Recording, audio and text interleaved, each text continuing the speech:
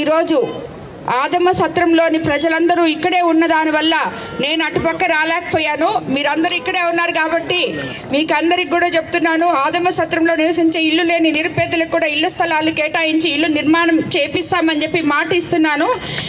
అందరూ గుండె మీద చేసుకొని నిద్రపోవచ్చు. మీ సమస్యలన్నీ తీరుస్తాము. జగదేవపేట గ్రామ ప్రజలకు డ్రైనేజ్ కాలువలు లేక ఎక్కడి మురుగునీరు అక్కడే ఆగిపోవడం వలన అనారోగ్య సమస్యలు ఎదుర్కొంటున్నారు. అవన్నీ మనం తెలుగుదేశం ప్రభుత్వం అధికారంలోకి వచ్చిన తర్వాత తప్పకుండా డ్రైనేజ్ చేసుకుంటామని చెప్తున్నాను.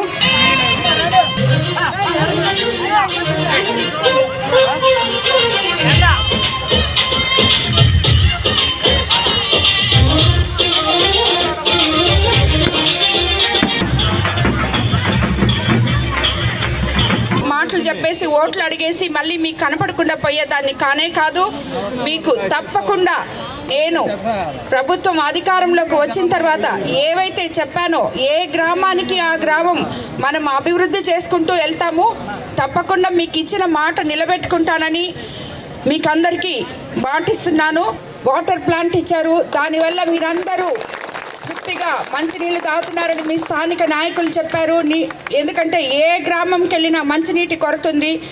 మొట్టమొదటి గ్రామం నేను జగదేవపేట గ్రామంలో వింటున్నాను, మంచినీటి కొరత లేదు మాకు అని చెప్పడం. కాబట్టి మీ అందరికీ తెలుసు, మేమిద్దరము గెలిచిన తర్వాత ఇప్పుడే ఒక చిన్నది, అది చాలా పెద్దదని నేను చెప్పను, చిన్నది చేశాము. ఇంకా మీకు చేయాల్సినవి చాలా ఉన్నాయనే ఉద్దేశంతోనే మేము ప్రత్యక్ష రాజకీయాల్లోకి వచ్చాము.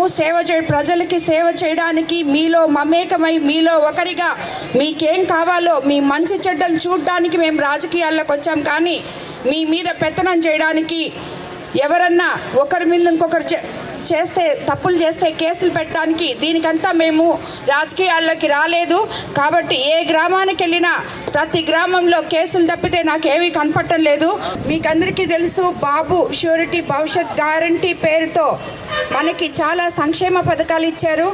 ఇక్కడ చాలామంది మహిళలు ఉన్నారు, మీ అందరికీ తెలుసు అనుకుంటాను. మీరు తెలుగుదేశం ప్రభుత్వం అధికారంలోకి వచ్చి చంద్రబాబు నాయుడు గారు ముఖ్యమంత్రి అయితే మీ అందరూ ఫ్రీగా బస్సులో ప్రయాణించవచ్చు. 3 సిలిండర్లు ఫ్రీగా వస్తాయి. అదేవిధంగా మీకు అందరికీ 1500 నెలకి వస్తుంది. బీసీలకి 50 ఏళ్ళు వస్తే పెన్షన్ వస్తుంది. అదేవిధంగా మీకందరికీ తల్లికి వందనం పథకం పేరుతో ప్రతి బిడ్డకి ఇంట్లో 15,000 అందజేస్తున్నారు మన బిడ్డల చదువు కోసం. అదేవిధంగా ఇక్కడ చాలామంది యువకులు కూడా ఉన్నారు, వాళ్ళందరికీ తెలుసు 20 లక్షల జాబులు రాబోతున్నాయి. ప్రతి నెల 1,500 రూపాయలు ఇవ్వబోతున్నారు. అదేవిధంగా చంద్రబాబు నాయుడు గారు తొలి సంతకం మెగా డిఎస్సి మీద పెట్టబోతున్నారు.